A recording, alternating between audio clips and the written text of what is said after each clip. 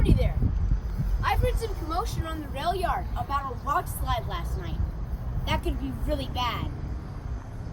Maybe we can find someone who can tell us what happened. Oh, maybe this guy can help. Excuse me, do you work here? Do I work here? Son, I've been around the rail yard my entire life, the whole livelong day.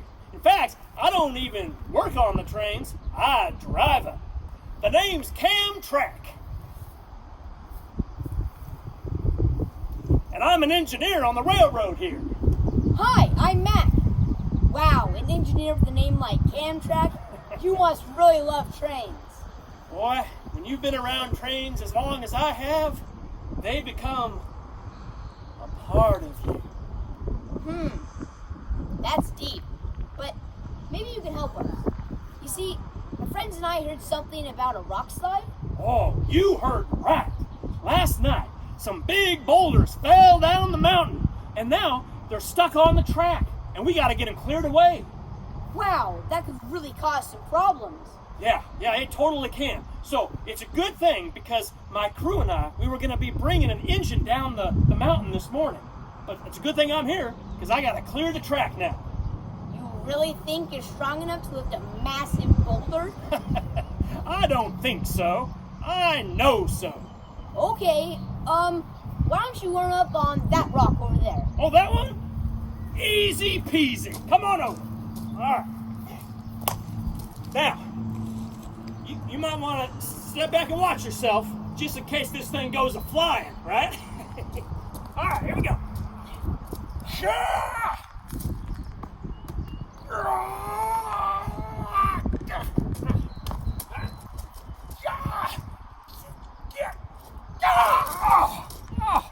It's useless. It's just too hard. You know, Cam, it's funny that you mentioned that. Because today, we're learning that Jesus' power helps us do hard things. We all have to do hard things in our life. If it's taking a big test at school,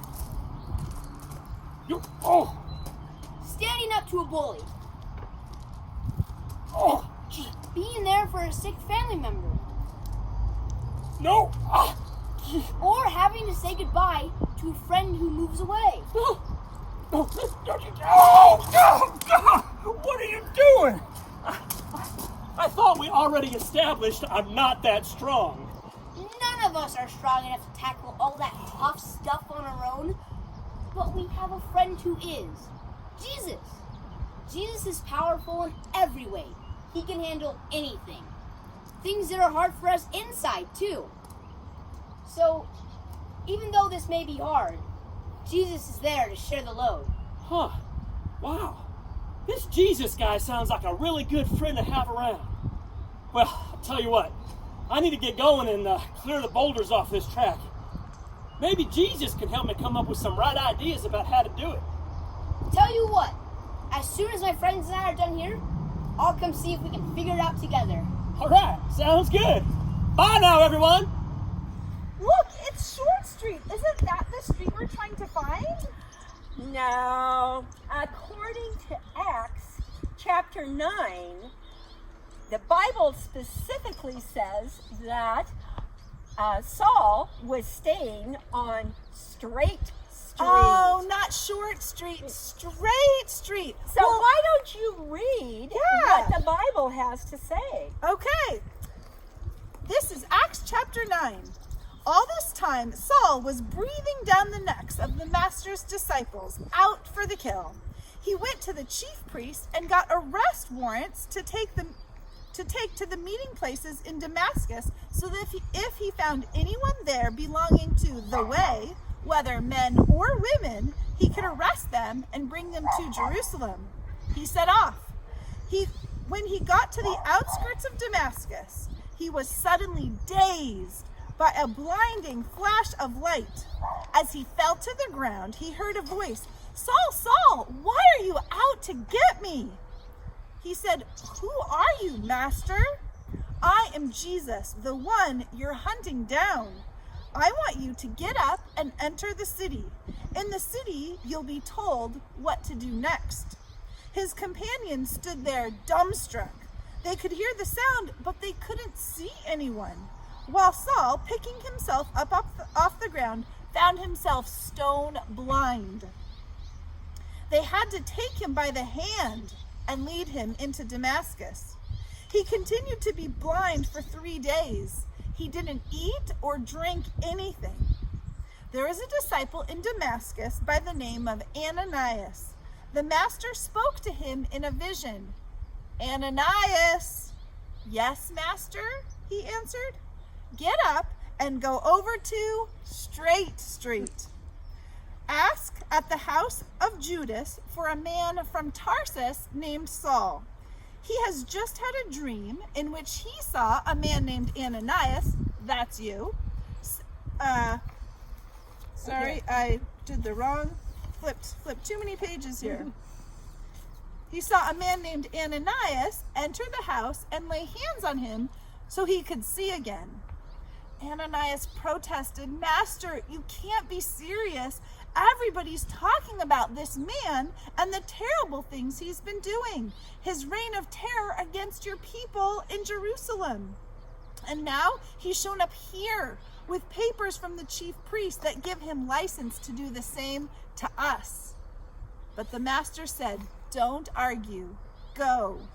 I have picked him as my personal representative to non-Jews and kings and Jews. And now I'm about to show him what he's in for, the hard suffering that goes with this job." So Ananias went and found the house on Straight Street. And he placed his hands on the blind man Saul and said, "Brother Saul, the master sent me. The same Jesus you saw on your way here, he sent me so you could see again and be filled with the Holy Spirit."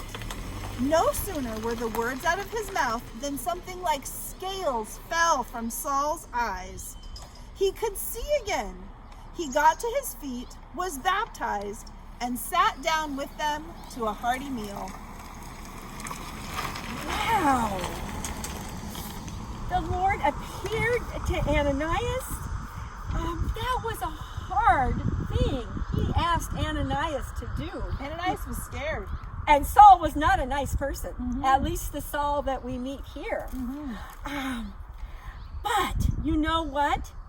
Jesus' power helped Ananias and all of us to do hard things.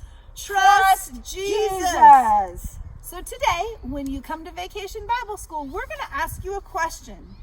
What are some of those hard things that God asks us to do, kind of like he asked Ananias to do? So, we'll see you at VBS today. And we need to go find Straight Street so we can meet do. Ananias. See you guys later. Bye. Bye.